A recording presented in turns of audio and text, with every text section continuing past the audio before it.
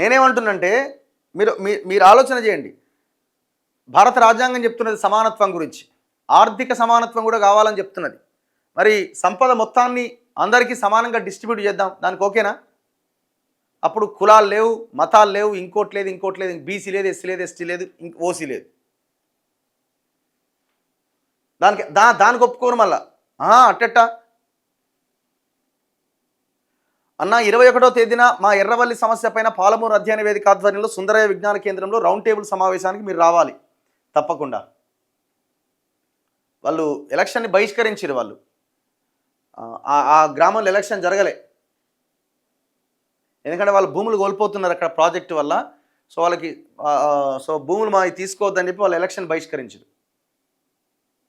అన్న తెలంగాణ కల్చర్ ఏనాడో కల్తీ అయింది.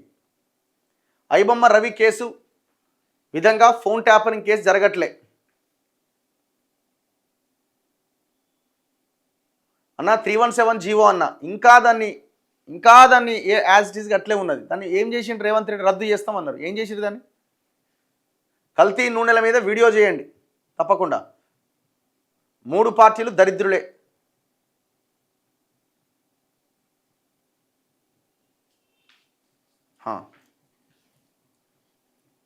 Can you please start discussing about Congress failures అట. ఈ మొత్తుకుంటున్నదంతా దాని గురించే బస్, మొత్తుకుంటున్నదంతా దాని గురించే.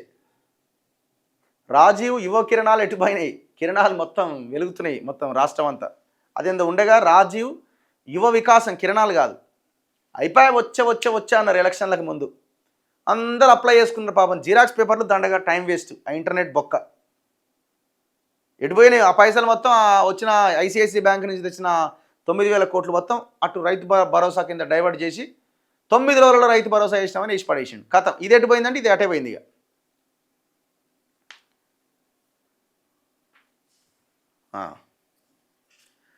180 ఎకరాలు గౌడెల్లి దుండిగల్ మధ్యలో ఉన్నది. ల్యాండ్ అంతా దొంగలట, పంచుకుంటున్నట మొత్తం.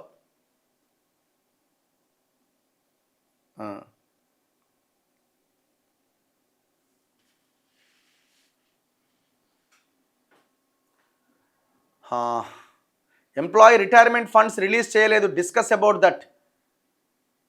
సో నిన్న కూడా ప్రెస్ మీట్ పెట్టినట్టున్నారు సోమాజిగూడ ప్రెస్ క్లబ్లో. దాన్ని కూడా మనం కవర్ చేయడం జరిగింది. వాళ్ళకి అది కాదు కదా ప్రియారిటీ. వాళ్ళకి కాంట్రాక్టర్ల బిల్లులు, మళ్ళీ అందులో కూడా పెద్ద కాంట్రాక్టర్ల బిల్లులు క్లియర్ చేయాలి. పొంగులేటి లాంటి వాళ్ళే.